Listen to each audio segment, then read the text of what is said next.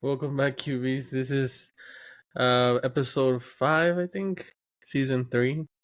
This episode's a little different.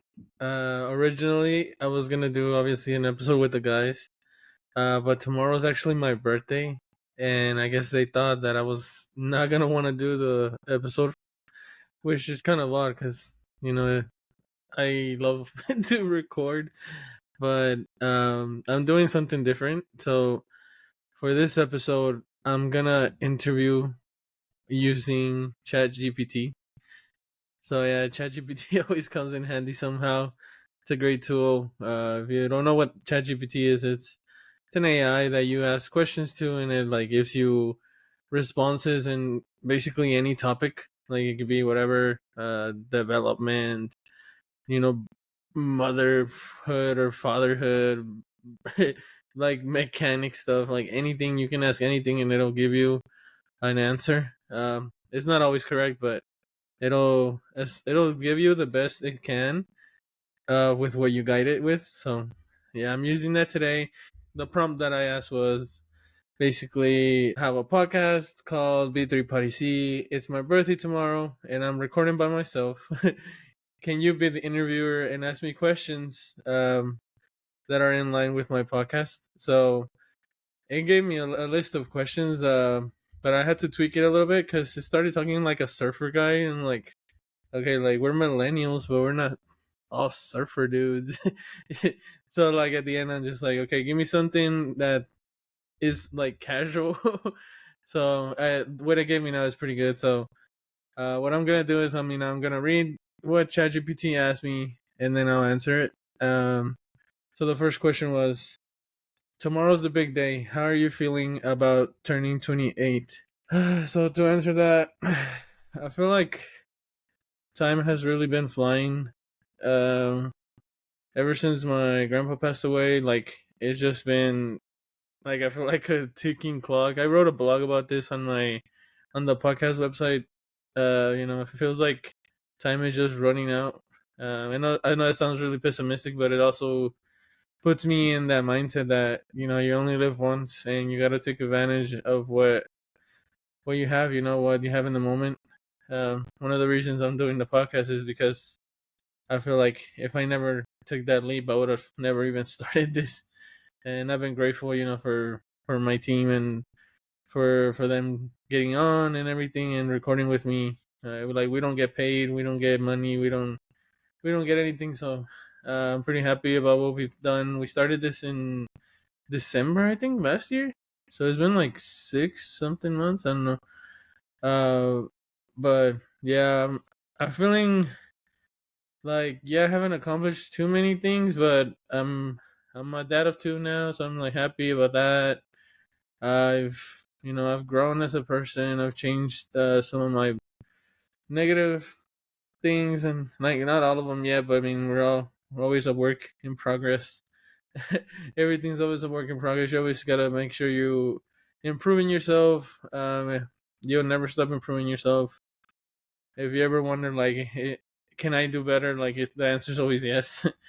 But I'm overall I'm pretty happy about turning 28. I feel like I've grown a lot.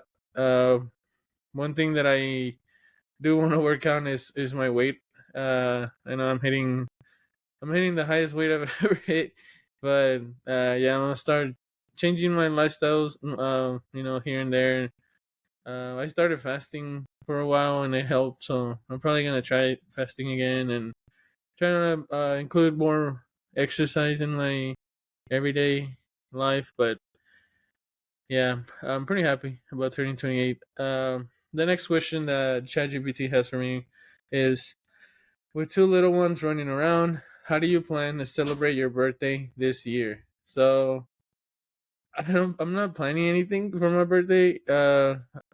I actually went out with the guys yesterday. Like Tony and Aaron. We went out to Twin Peaks. Yeah, it was their idea.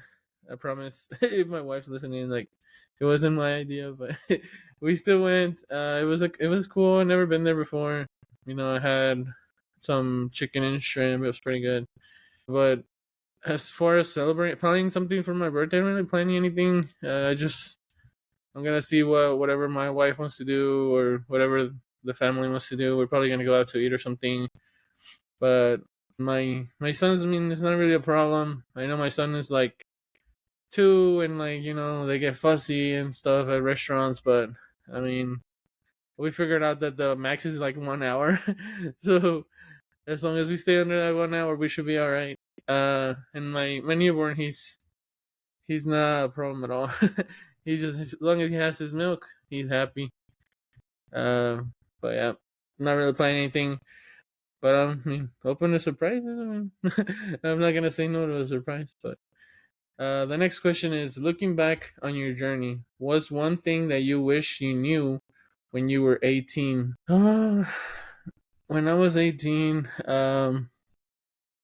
I wish I would have appreciated things more. Like, I wish I knew how hard it was for people to get things. I guess, or how can I say this? Like, I wish I would have appreciated how hard it is, like, to be an adult and everything. Like, when I was 18, I was just like, oh, what do I want to do for the rest of my life? What am I gonna study? Like, it wasn't like a thing where I'm like, oh, this is how hard it is. Like, I'm gonna be stressed out or things like that. Like, if I knew that in advance, I think I would have like approached things differently. Maybe focused a little more in school. Tried harder in school. Try to find a better career and things like that.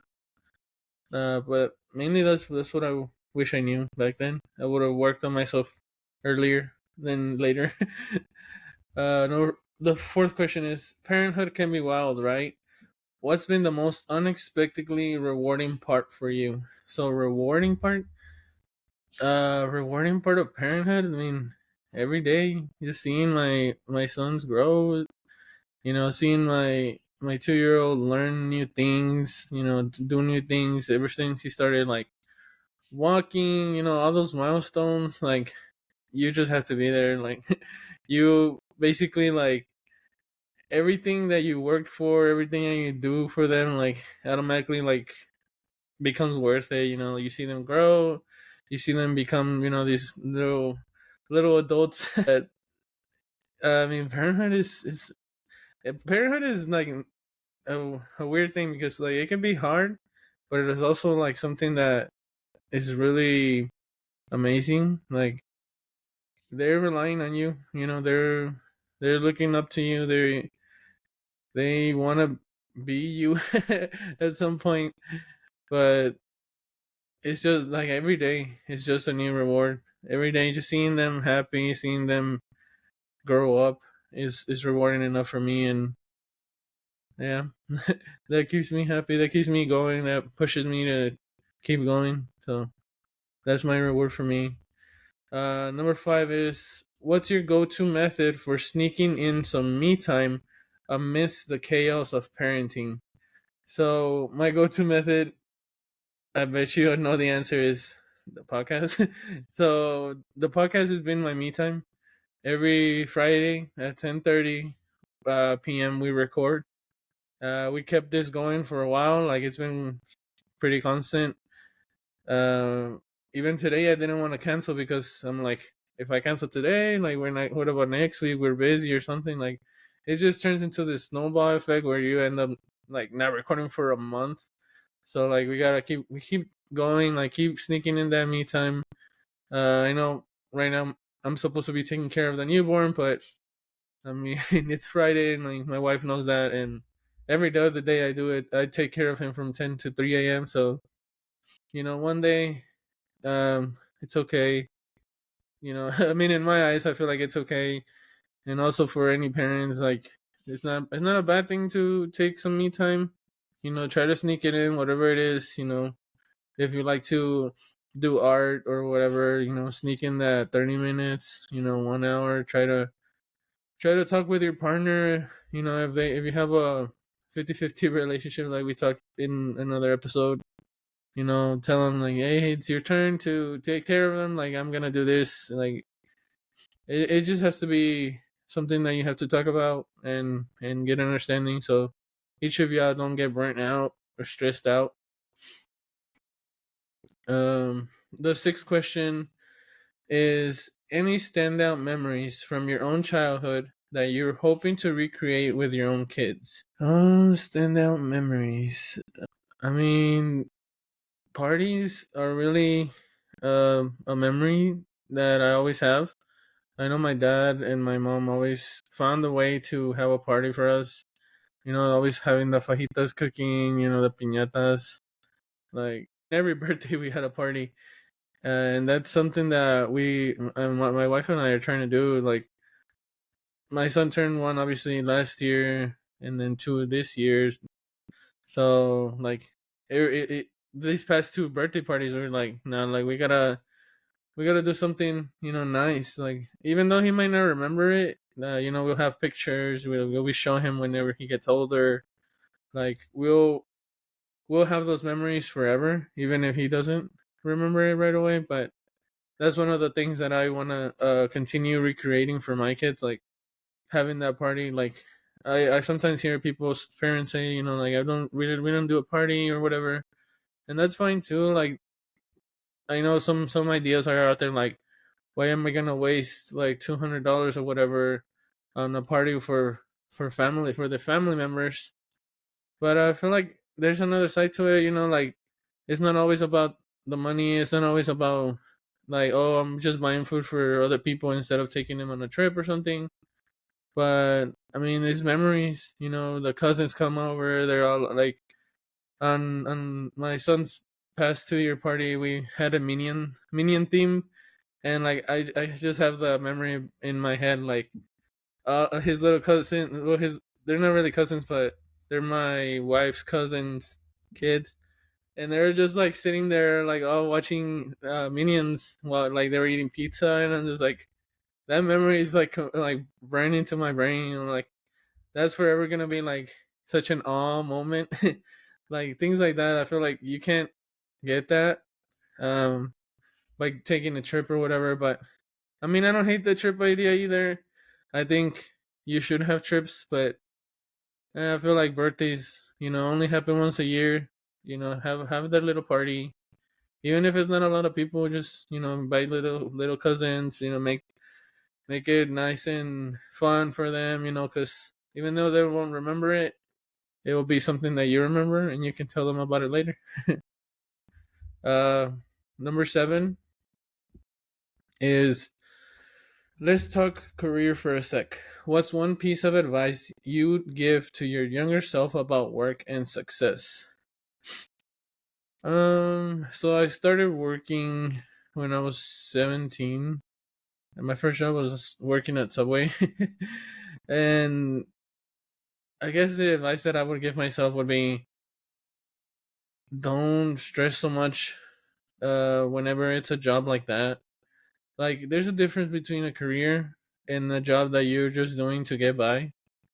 For example, like fast food, like, unless you're trying to be like a manager or something at a fast food place, like, I feel like it's not worth you losing your mind for it. Like, what I mean by that is, you shouldn't stress out when you're like a working at a fast food place just to make some extra money.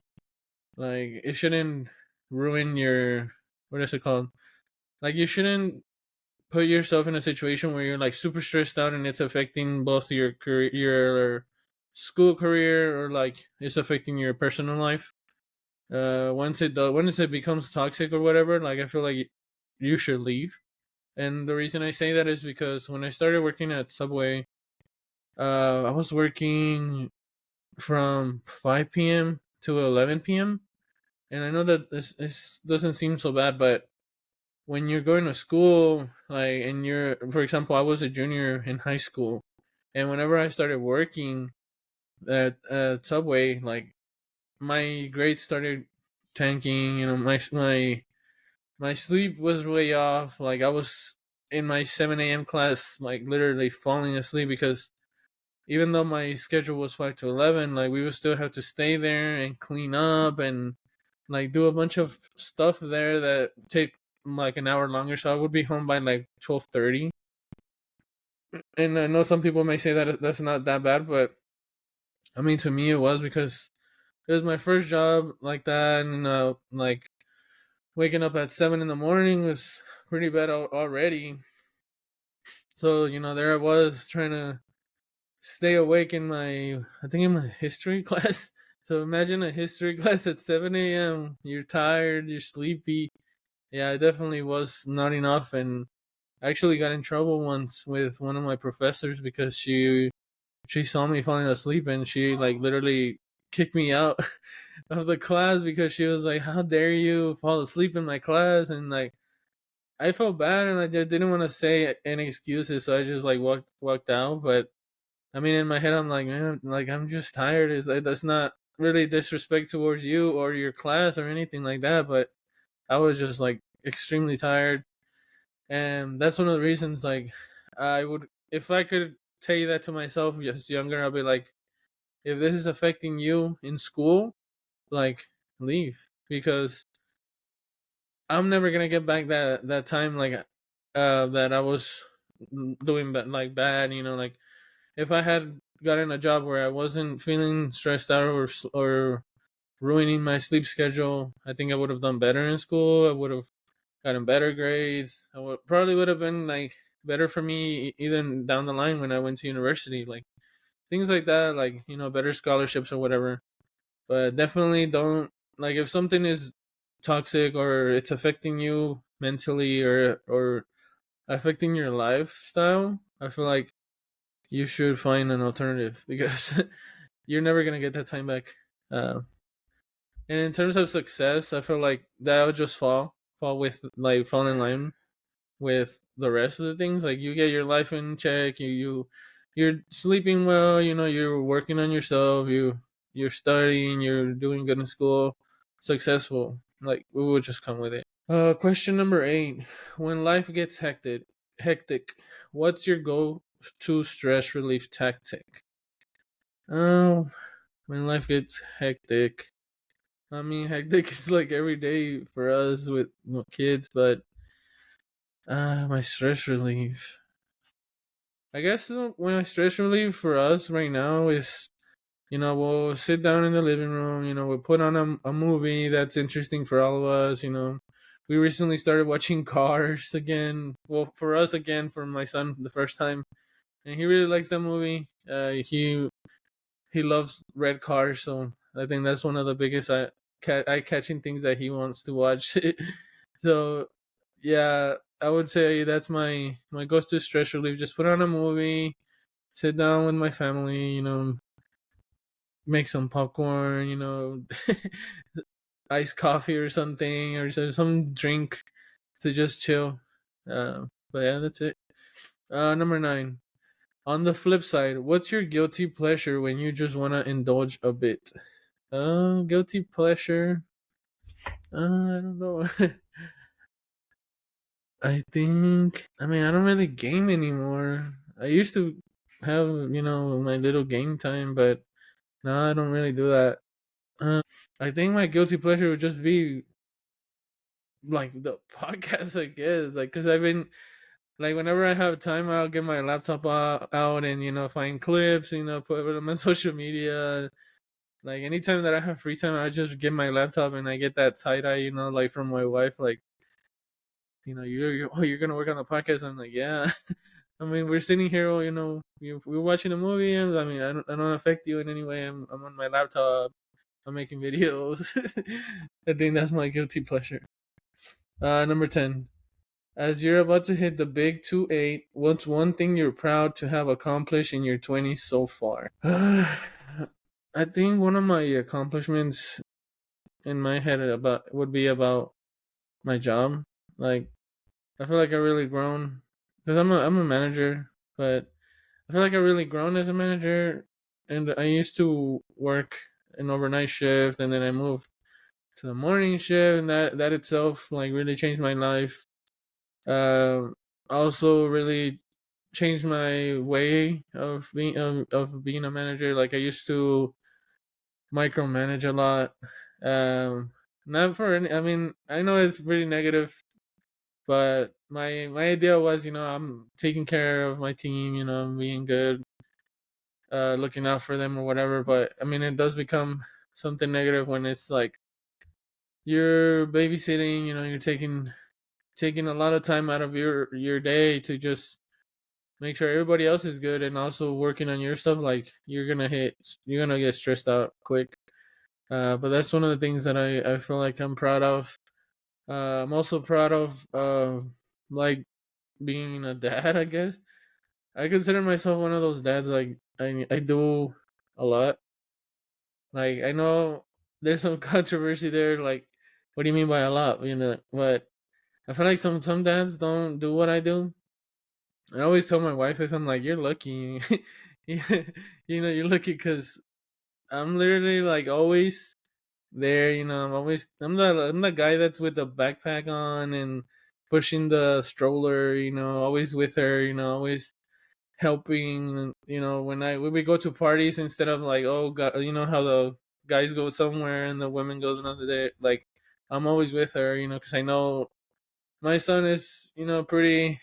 Uh, what's it called? He likes to run around and do stuff, and it gets pretty hectic. So I understand that, and I'm always there, like helping. Like I can help with him, and you stay with the baby, and like I feel like I'm proud of that because I'm one of those dads. Like I help you, and I feel like not a lot of people, or no, not a lot of people are like that. Maybe now, like millennial dads, but in past generations, like it's not like that.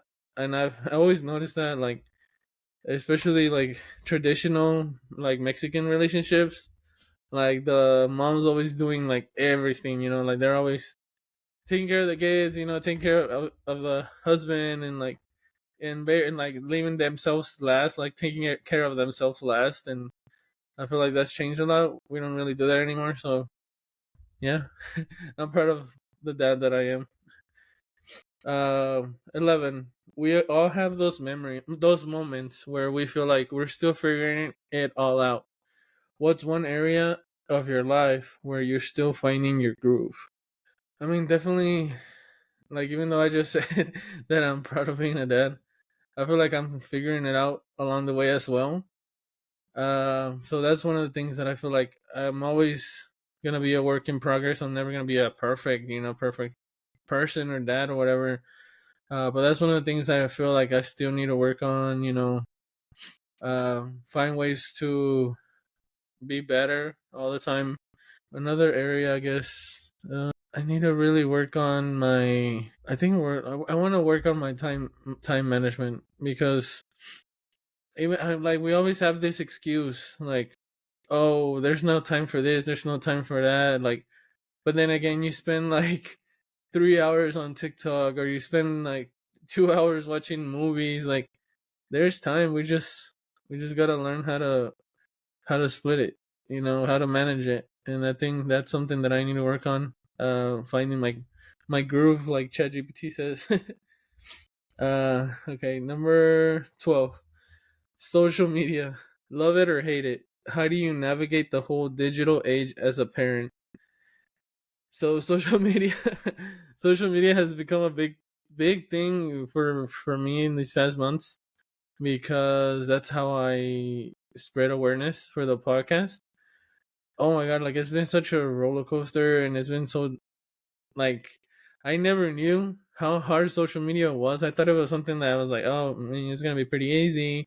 All I gotta do is post this, and like people will like it, people will follow us, and we'll be famous or whatever. Not famous, but I feel like I thought it was gonna be easy, and it's not. It really is not. At first I was like posting these things. Like, at first we didn't do a video, so that was one of the biggest things. Like, I'm over here having to post like just clips of me, because I was the only one who was recording locally, and we didn't use Riverside yet. Now we use Riverside, and I have, like, obviously you've seen Aaron and Tony and Billy on the other side of the videos. But at first I didn't. So it was just me like saying stuff, and then the sound of the other people talking. So that was one of the hurdles that I had to go get over. But Daisy, I think you've heard her in the episode. She's social media manager, and she helped me. like get it together a little bit. She's like, okay, don't do this, don't do that. This is how people get followers like this. Like, this is how you're gonna get more engagement, more reviews. So I've been using some of her tips. I don't want to become like, how do I say? I don't want to have that account where we're just trying to gain followers. Like, because I can obviously do those tactics and people were gonna follow, but I kind of want people to follow us because you like our content and you relate to us, or like something deeper. I guess like I sound so dumb saying that, but I want followers who are actually like interested in our stuff. But yeah, social media. I want to say I don't hate it, but it's definitely hard. Instagram has been our go-to. It's like Instagram's really good. We have options that put music, put like captions, like super long captions. Reels are great. Reels have really been the ones that give me a lot of engagement for the podcast. So if you're looking to get engagement or more awareness, use Reels. I also post on TikTok, but I did have I had my what's it called, my bad experiences with TikTok. We keep getting flagged. Like if we're just reposting content, like it keeps saying that we're just like unoriginal and we're like using somebody else's video or whatever. But it's our videos, and they don't like whenever they do that, they don't let us get on the for you page. So literally, when that happens, you only get like 10 views or whoever your followers are. So I mean, the for you page is literally the only reason that we would use TikTok, because once the videos hit the for you page, you get like viewed by a ton of people that don't know you, and then if they like your stuff, they follow you. But yeah, when you get flagged as unoriginal, like it just goes to this section where you don't even get like noticed. So that ruins everything, and I was pretty mad about it. I reached out to support and everything, but they literally couldn't. They don't do nothing about it. I think it's all like algorithm. Like once it flags you, you're flagged, and that's it. You just gotta post another video and hope for the best, I guess. But yeah. Number 13. If you could pick one superpower to help you out with parenting, what would it be? Oh, I like this one because it makes superpowers with parenting. Oh my god. Um, this one's hard because obviously, like teleporting would be amazing because I could like teleport wherever my son needed me or whatever. Like if he's like about to fall from the stairs, I could just like teleport.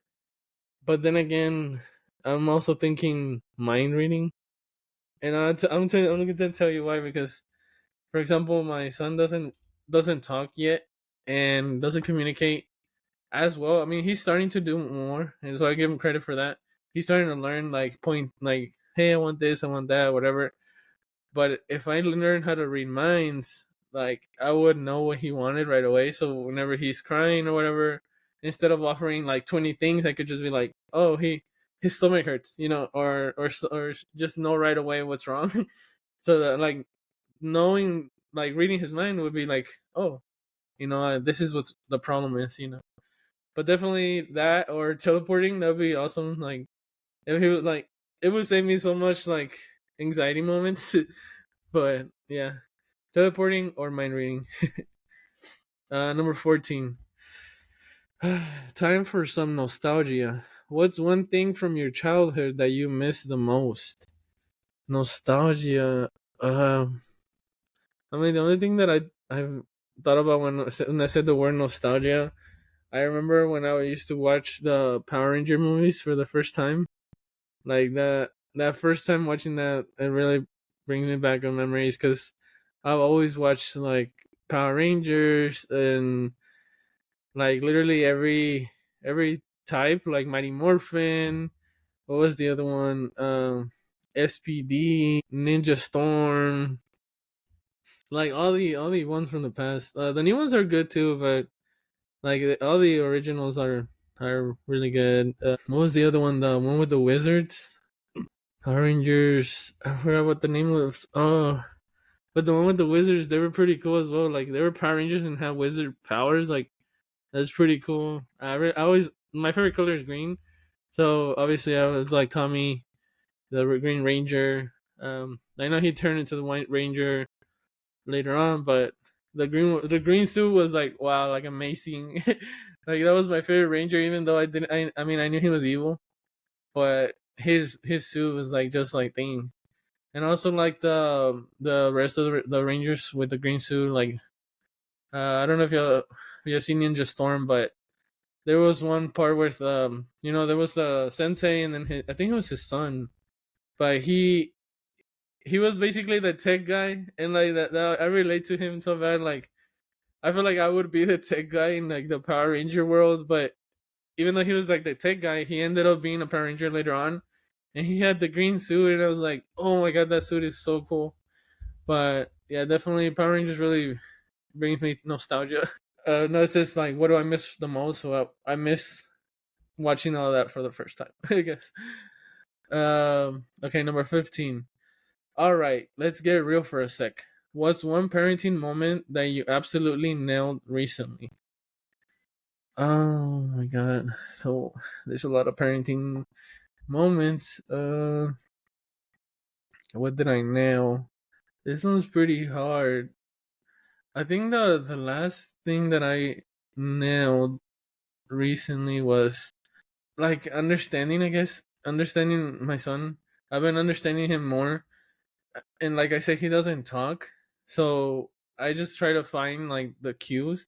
So like sometimes he'll point or he'll say, like a word, like he'll say fish or up or out or outside, like, and like I've been cocky about this with my wife because I've understand him sometimes better than she understands him. So he'll be like, like and like I don't know what he's talking about, and I'll be like, oh, you want this and this and this, and then he'll be like, yeah, and like that just that is like, that's a parenting moment that I feel like I know. Okay, number 16. What's your ultimate comfort food when you need a pick me up? Oh, comfort food like that I have at home or that I go get. Uh, and the pick me up. I feel like comfort food. When I hear the word comfort food, I think like fried chicken or something. My ultimate comfort food. Oh my god, this one's hard. I guess I'll go with like chicken tenders. That's so basic, I know. But comfort food, like that's what I think about, like chicken. So yeah, chicken tenders, like probably from like Chicken Express or something, the spicy ones. But chicken tenders. Okay, number 17. Any dad jokes up your sleeve that always get a good laugh from the kiddos? I always use the one like my son doesn't really understand jokes yet, but I mean I have siblings and I've used this before. Like whenever they're like, hey, hey Brandon, I'm hungry or whatever. I'm like, oh hi hungry, I'm Brandon. I know it's so dumb, but that's the only one I can think about. Okay, number 18. So looking ahead, what's one thing you're excited to tackle or experience in your late 20s?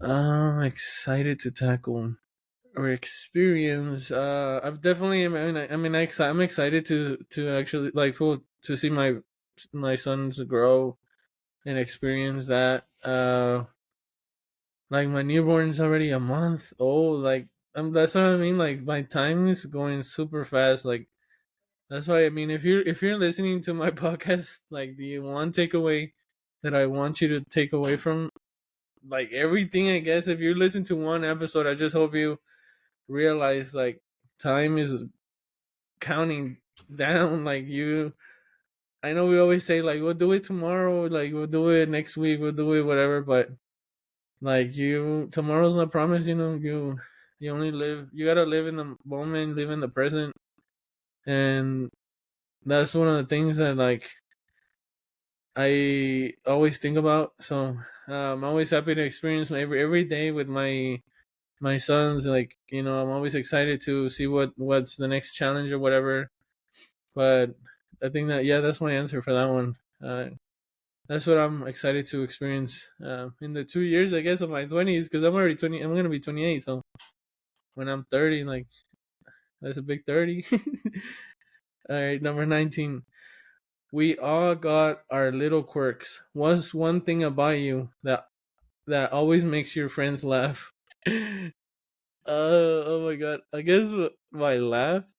I haven't really laughed like for real in the podcast, but I know like whenever I would hang out with my friends in person, and I fall into that crazy laugh. Like I know that's one of the things that people like to see me like freaking laugh frenzy.